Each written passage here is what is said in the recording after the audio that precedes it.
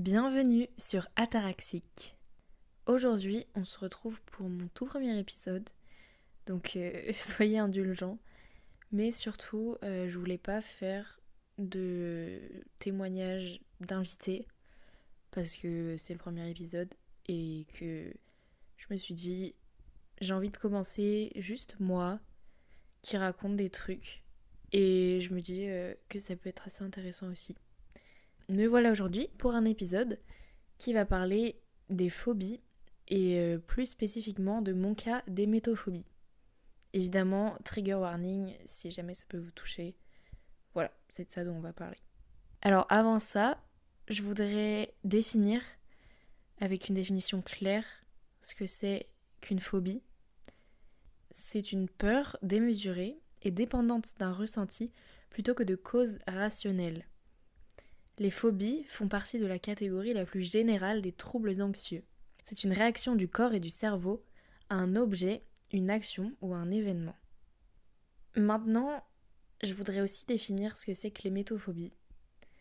Alors c'est la phobie de vomir. Elle peut inclure des situations qui causent le vomissement, comme la peur de vomir en public, la peur de voir un autre individu vomir, la peur de regarder des gestes de vomissement ou d'avoir des nausées. Elle serait, apparemment, d'après Internet, l'une des phobies les plus répandues dans le monde. Et ça, je trouve ça assez fou. Pour commencer, dans cet épisode, je voudrais parler de mon expérience. Ça a duré tout le collège, donc 4 ans du coup.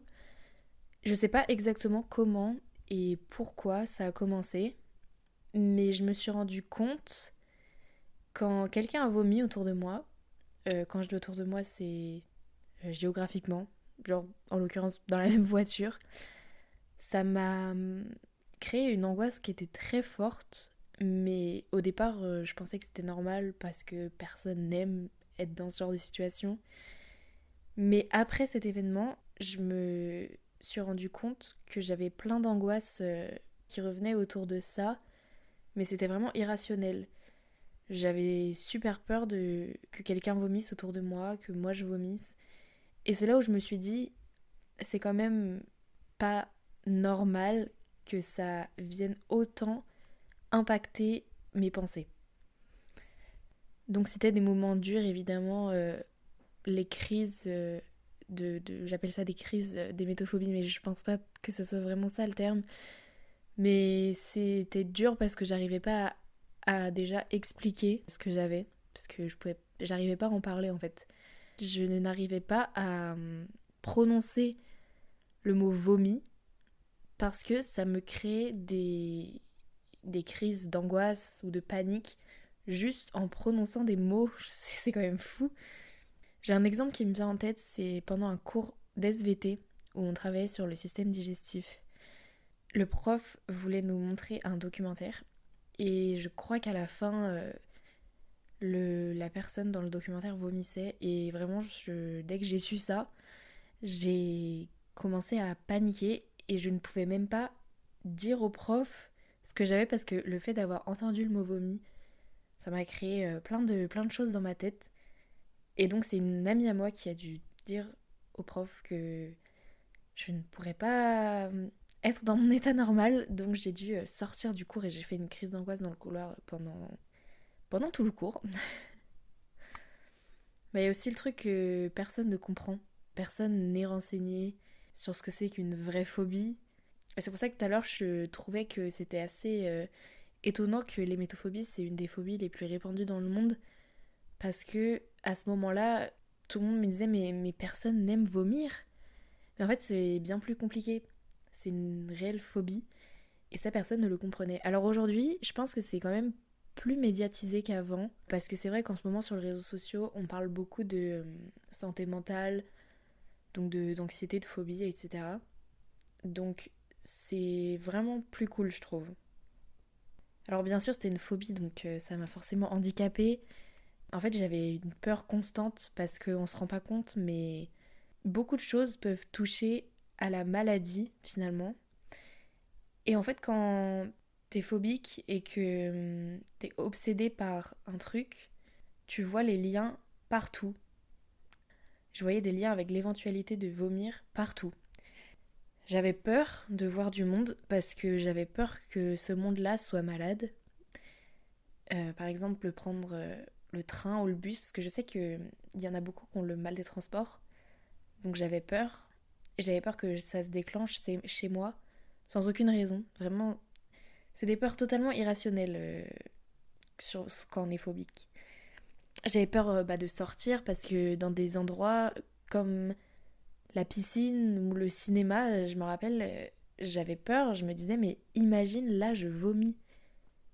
Mais ça n'allait pas du tout arriver. Et en fait, c'est complètement un cercle vicieux parce que mon stress me... Déjà, à cause du stress, je voyais des signes partout, comme si j'allais vomir ou quelqu'un allait vomir, et ça me donnait mal au ventre de stress. Sauf que ce mal de ventre me faisait peur parce que ça se rapproche d'être malade, donc de vomir. Donc ça me faisait encore plus stresser et ça me donnait encore plus mal au ventre. Enfin bref, c'était vraiment un cercle vicieux infini. Mais justement, on va aborder le deuxième thème de ce podcast qui est: est-il possible de guérir d'une phobie?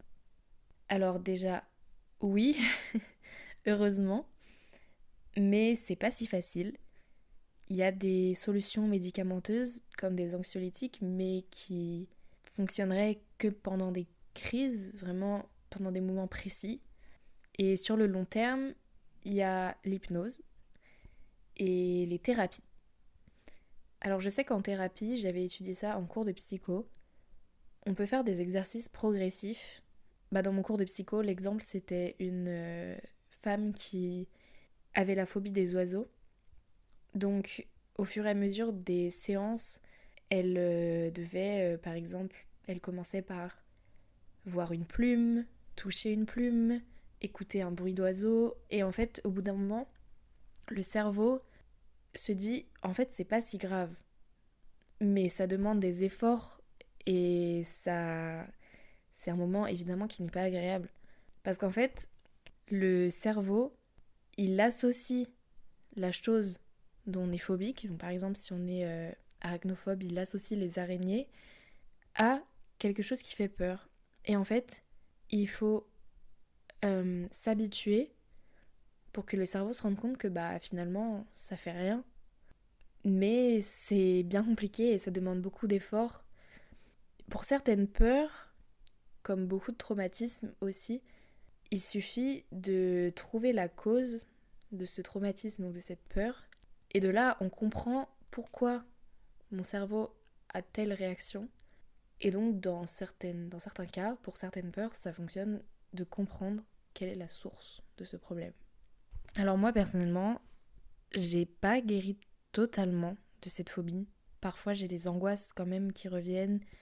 Parfois, ça m'arrive d'avoir des petites crises d'hémétophobie, comme je les appelle. Mais c'est quand même pas aussi handicapant qu'avant. Ça va mieux depuis que j'ai eu la gastro.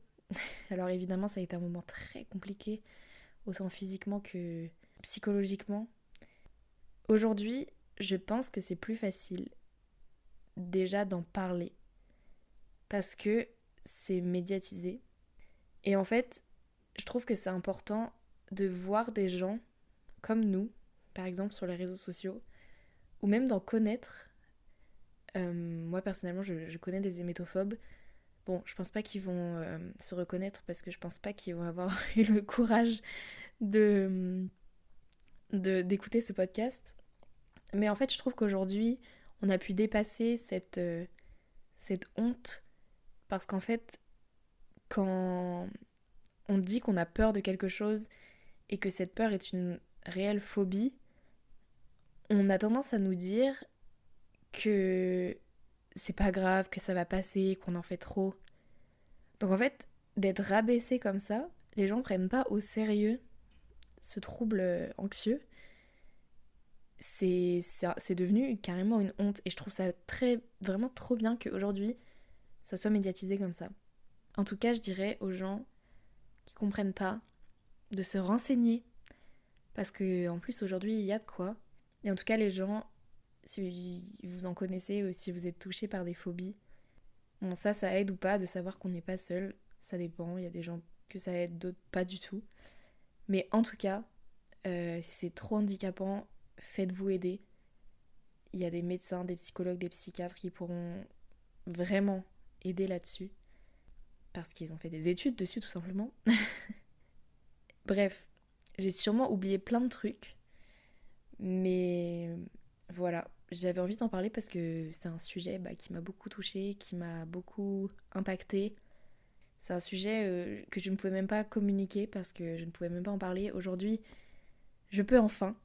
Et je pense que il faut mettre au courant les gens de ce que c'est une phobie. Parce que les gens l'oublient ou les gens ne veulent pas le comprendre en général.